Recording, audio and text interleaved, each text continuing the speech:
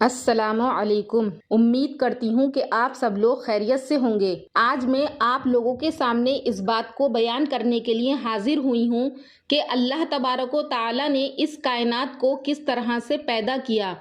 اللہ تعالیٰ نے انسانیت کا آغاز فرماتے ہی انبیاء کا سلسلہ شروع فرما دیا۔ کہا جاتا ہے کہ رسولوں کی تعداد 300 سے زائد ہے اور انبیاء کی تعداد 1,24,000 سے زائد ہے۔ گویا اللہ نے انسانوں کو سیدھا راستہ دکھانے کے لیے انبیاء اور رسولوں کی اتنی بڑی تعداد دنیا میں بھیجی۔ تفسیر ابن کثیر اور تاریخ ابن جریر کی روشنی میں آپ کو بتانا چاہوں گی کہ دنیا کب اور کیسے بنی اور زمین اور آسمان کی تخلیق سے پہلے کیا تھا، اللہ تعالیٰ کا عرش کہاں تھا، اللہ تعالیٰ نے زمین، آسمان، پہاڑوں اور درختوں کو کتنے دنوں میں پیدا کیا، کون سی چیز کب پیدا کی گئی اور کون سی چیز سب سے پہلے پیدا ہوئی۔ بے شک اللہ تعالیٰ ہر چیز پر قدرت رکھنے والا ہے اور اللہ وہ ہے جس نے ہر چیز کو 6 دن میں پیدا کر دیا اور پھر عرش پر جلوہ افروز ہوا۔ اللہ تعالیٰ سورۃ الحدید آیت نمبر 4 میں فرماتے ہیں کہ اللہ وہ ہے جس نے زمین آسمان کو 6 دن میں پیدا کیا اور پھر عرش پر جلوہ افروز ہوا۔ اسی طرح اللہ نے سورہ ہود آیت نمبر 7 میں ارشاد فرمایا کہ اللہ ہی وہ ذات ہے جس نے 6 دن میں آسمانوں اور زمینوں کو پیدا فرمایا اور اس کا عرش پانی پر تھا۔ امام احمد ابن حنبل نے ابو زرین عقیلی سے بیان کیا ہے، انہوں نے کہا کہ اے اللہ کے رسول، آسمان اور زمینوں کو پیدا کرنے سے پہلے ہمارا رب کہاں تھا؟ آپ صلی اللہ علیہ وسلم نے فرمایا کہ اللہ کے سوا کچھ بھی نہ تھا، پھر اس نے پانی پر اپنا عرش پیدا کیا۔ امام ترمذی، ابو داؤد نے سیدنا عبادہ بن صامت رضی اللہ تعالیٰ عنہ کی روایت بیان کی ہے۔ وہ کہتے ہیں کہ میں نے رسول اکرم صلی اللہ علیہ وسلم کو فرماتے ہوئے سنا ہے کہ بلا شبہ اللہ نے پہلے قلم کو پیدا کیا اور پھر اس کو حکم دیا کہ لکھ، چنانچہ وہ اسی وقت چل پڑا اور قیامت تک ہونے والی ہر چیز اس نے لکھ دی، اور یہ اللہ کا علم تھا جس کو قلم نے لوح محفوظ میں لکھ دیا۔ امام مسلم رحمۃ اللہ علیہ نے سیدنا عبداللہ ابن عمرو بن عاص کی روایت بیان کی ہے کہ عبداللہ ابن عمر بیان کرتے ہیں کہ میں نے سنا کہ آپ صلی اللہ علیہ وسلم نے فرمایا، اللہ نے آسمان اور زمین کی پیدائش سے 50,000 سال پہلے تمام مخلوقات کی تقدیریں لکھ دی اور اس وقت اس کا عرش پانی پر تھا۔ اس حدیث سے ثابت ہو گیا کہ سب سے پہلے پانی اور پھر پانی پر عرش پیدا کیا گیا اور پھر اس کے بعد قلم کی پیدائش ہوئی اور پھر زمین اور آسمان کی تخلیق ہوئی۔ علماء اکرام کا بیان ہے کہ قلم کے بعد فوراً لوح محفوظ کو پیدا کیا گیا، اس کے بعد کائنات کی باقی مخلوقات، آسمان اور زمین کی پیدائش وجود میں آئی۔ آسمان اور زمین کی مخلوقات کی ترتیب کیا ہے، اس کے بارے میں مختلف اقوال ہیں۔ سب سے راجح قول یہ ہے اس کے بارے میں کہ امام مسلم رحمۃ اللہ علیہ نے سیدنا ابو ہریرہ رضی اللہ تعالیٰ عنہ کی روایت پیش کی ہے۔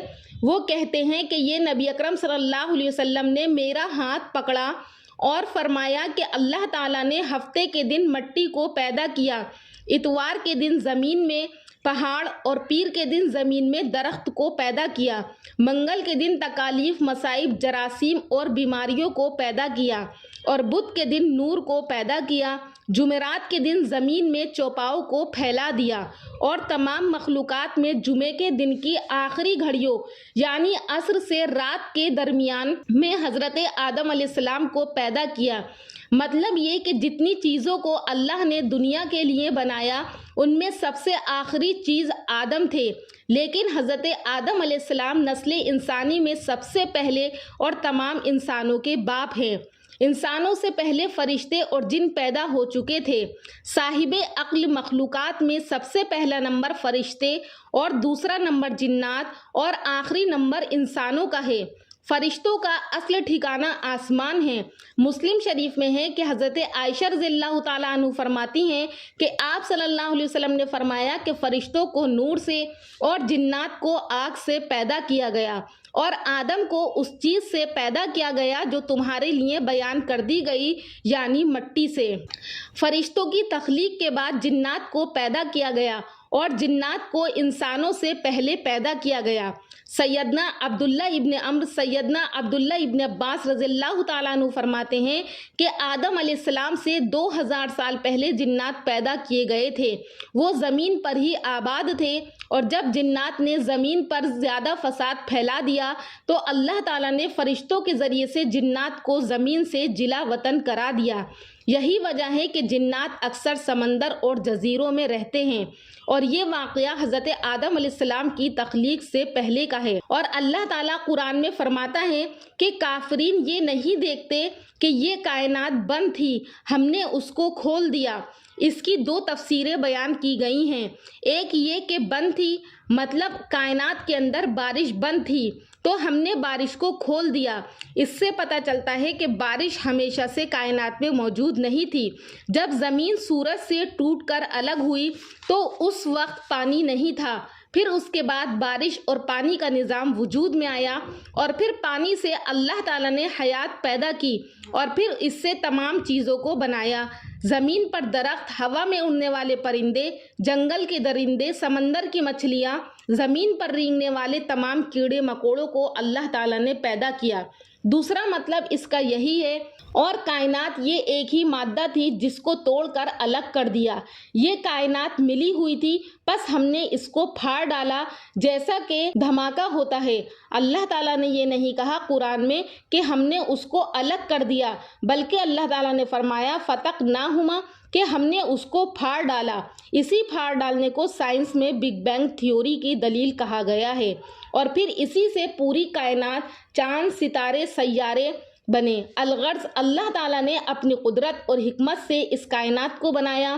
امید کرتی ہوں کہ آپ سب کو قرآن اور حدیث کی روشنی میں یہ بات اچھے سے سمجھ میں آ گئی ہوگی، اور اللہ سے دعا ہے کہ اللہ تعالیٰ ہم سب کو اپنی قدرت میں غور و فکر کرنے والا بنائے۔ انشاءاللہ پھر حاضر ہوں گی ایک نئی ویڈیو کے ساتھ، تب تک کے لیے اللہ حافظ۔